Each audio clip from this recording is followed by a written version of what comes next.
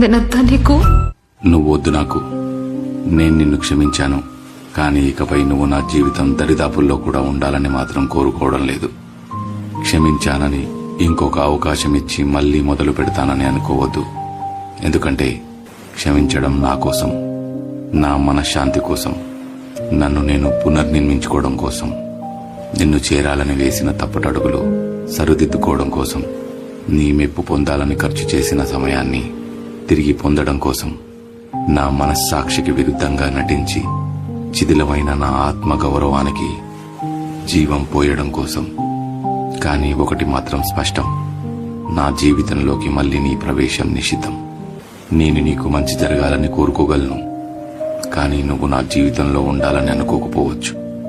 నా మంచి మనస్సుతో నీ శ్రేయస్సు కోరుకోగలను, కానీ నా తలుపులు ఎప్పటికీ తెరవకపోవచ్చు. నేను కోపాన్ని వదిలేశానని, నేను అనుభవించిన నరకాన్ని మర్చిపోయానని కాదు.